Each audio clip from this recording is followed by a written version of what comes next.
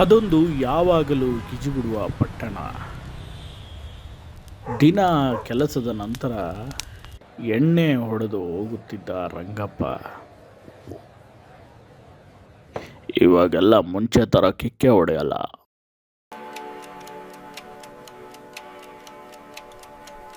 ಕುಡಿದು ಎಷ್ಟೋ ಹೊತ್ತಿನ ನಂತರ ಮನೆ ಕಡೆಗೆ ಹೊರಟ ರಂಗಪ್ಪ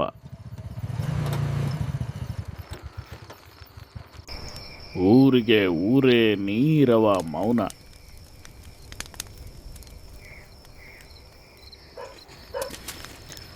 ಗಂಡನ ಬರುವಿಕೆಗೆ ಕಾಯುತ್ತಿದ್ದ ರಂಗಪ್ಪನ ಹೆಂಡತಿ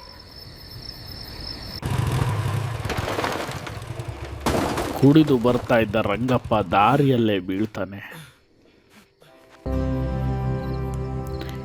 ಇತ್ತ ತನ್ನ ಹೆಂಡತಿ ಕಾದು ಕಾದು ಸುಸ್ತಾಗಿದ್ದಾಳೆ.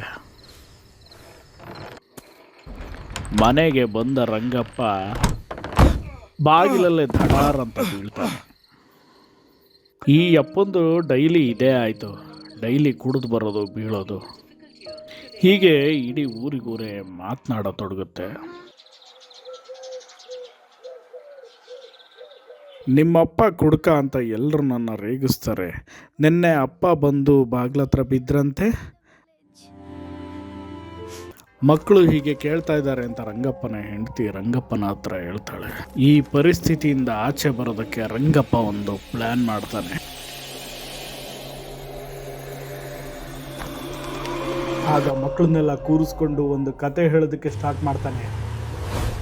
ನಾನು ರೋಡಲ್ಲಿ ಬರ್ತಾ ಇದ್ದೆ, ಆಗ ಒಂದು ದೆವ್ವ ನನ್ನನ್ನೇ ಹಿಂಬಾಲಿಸಿ ಬರ್ತಾ ಇತ್ತು.